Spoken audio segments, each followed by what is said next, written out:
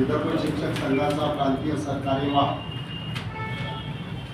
माझ्या बाजूला आहेत विदर्भ शिक्षक संघाचे संस्थापक अध्यक्ष राजाराम शुक्ला सर, संस्थापक सरकारी वाहक के.जे. चव्हाण सर, प्रांतीय उपाध्यक्ष अनिल गाडगीळ सर, प्रांतीय अध्यक्ष महेंद्र कुमार धावडे सर, कोषाध्यक्ष राऊत सर, नागपूर जिल्हा अध्यक्ष गरदाळे सर आणि इतर मंडळी. 20 फेब्रुवारीला किदवाई हायस्कूल नागपूरचे न्यायालयाने दिलेल्या निर्णयाप्रमाणे पर्यवेक्षक पदावर असणारे सगीर अहमद यांना शाळेमध्ये मुख्याध्यापकांच्या कक्षात त्यांच्यावर जो प्राणघातक हल्ला झाला, या प्राणघातक हल्ल्यामध्ये मुख्याध्यापक आणि एक शिक्षक मुंतजिम खान हे सहभागी होते. मुंतजिम खान यांना पाचपावली पोलीस स्टेशनमध्ये दाखल केलेल्या FIR नुसार अटक करण्यात आली, परंतु त्याच रात्री त्यांना सोडून देण्यात आले. हे प्रकरण असं आहे की सगीर अहमद हे किदवाई हायस्कूलमध्ये सेवाज्येष्ठ शिक्षक असल्यामुळे पर्यवेक्षक पदावर त्यांचा दावा होता. संस्थेने काही दिवस पर्यवेक्षक पदावर त्यांना ठेवलं, पण त्यांचा प्रस्ताव शिक्षण विभागाकडे पाठवला नाही.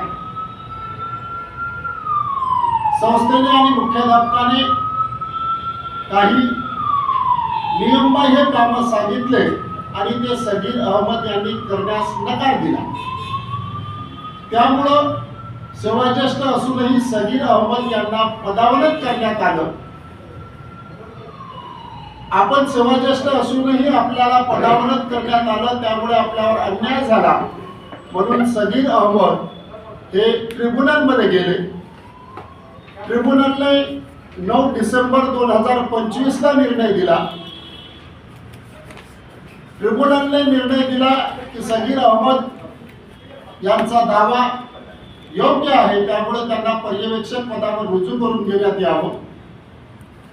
या न्यायालयीन आदेशाप्रमाणे सगीर अहमद यांनी सुद्धा संस्थेकडे वारंवार विनंती केली की मला पदावर रुजू करून घेण्यात यावं, परंतु तरीही 50-55 दिवस झाले, अजूनही मास्टरवर सगीर अहमद यांच्या समोर पर्यवेक्षक लिहिण्यात आलं नाही किंवा शिक्षण विभागाला त्यांचा प्रस्ताव पाठवण्यात आलेला नाही.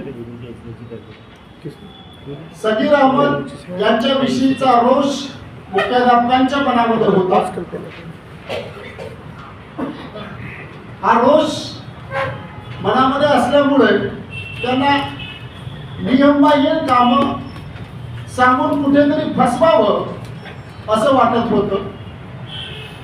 21/1/2025 ला शाळेच्या मुख्याध्यापकांनी सरळ बोर्डाला पत्र लिहिलं की यांना कुठल्याही प्रकारचं बोर्डाचं काम देण्यात येऊ नये, परंतु आता त्यांना बोर्डामध्ये परिरक्षक